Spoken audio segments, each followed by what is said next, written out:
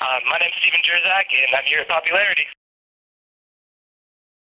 It's not long before the album will officially be released now. Does waiting for the release of it get frustrating, or are you too busy right now to really notice?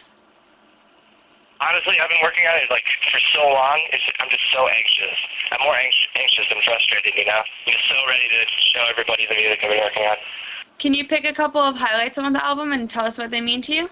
There's a bunch of songs that mean a lot to me. There's an acoustic track on the album called Love Is Strong that I wrote, and it's just about just knowing that love is still there, even though somebody might lose somebody, or somebody might get a divorce or break up or something. But I mean, love is never ending, so you can always find it again.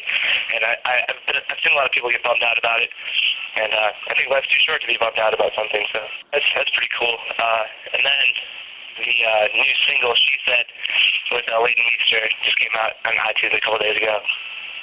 And that's super exciting because I've watched Gossip Girl on TV. Admittedly, I did it, but definitely watched it, and it's really cool to be in a song with Leighton. So. What keeps you focused? I mean, everything keeps me focused. I mean, the people on the internet that talk to me and comment me and just tell me how much they like my music, it's really, really inspiring. That keeps me going. Every day I wake up, just go to the studio, and I always have fun here. It's a really good environment, so that keeps me going, makes me always want to come back.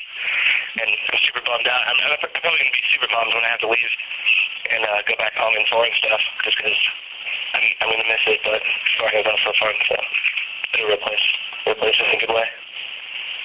Is determination the key to success, or is it something different? I'd say so. I think you have to be determined, and I think you have to believe in yourself, and you can do anything you set your mind to. What do you feel is your biggest challenge right now? I think the biggest challenge is just finishing the record. It's I've been working on it for so long, and it's super crunch time now because I leave California in a little over a week, and there's still a whole bunch of stuff I need to do. So it's pretty challenging squeezing it into all my schedule with the limited time I have now. What do you feel you've learned about yourself musically and personally throughout the creation of this album? Well, I think the most important thing that I've learned during this album is just in that I can basically make any sound that I want, and it's really cool just because I'm not really locked in any certain genre of music. Since pop is such a big, I don't know, it's just really big. There's a lot of stuff that you can do. Because if you listen to the radio, there's so many songs that are different from each other, and that's basically what the album is. What are your hopes for the album? I mean, hopefully it'll do well, but it doesn't, I mean, if it doesn't, then so what, you know? I'll still keep making music and still have fun, so.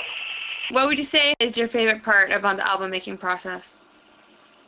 I think definitely recording is the best. I like writing a lot, but recording is super fun because you can actually just put your ideas into the sound and just experiment with a whole bunch of different stuff, and it's always super fun. What would you say is the most challenging part about the album making process for you? There's been a couple songs that have taken a while to write. It's been pretty hard, but I think probably the most challenging is picking the songs that are on the album, just because I've fallen in love with all 25, 30 songs that I've written for it, and narrowing it down to 10 is super hard. But I mean, I'm always still gonna have the other ones on my computer, you know. So it'll be good. Are there any songs that surprised you taking a different direction than you initially thought they would? Yeah, there's a few. The single with there's a lot different from my older stuff. There's a song that I just did with Matt Squire called Next Level, which is also super different. And I think it's a good thing now just to have variety on the album. What were your expectations going into recording this? I've always expected the best. I never really got anything. I kind of set my hopes pretty high. But yeah, I don't know. I'm just super excited about it. Is there anything that you're trying to open people's minds up to with your music? Yeah, and I think the main thing that I'm trying to get across is that life is pretty short, and if people all just got along with each other, it'd be a way better lifestyle. And I think too many people hate. Too many people are so negative about certain things, and I just think it's good to try and let people know that they shouldn't be like that.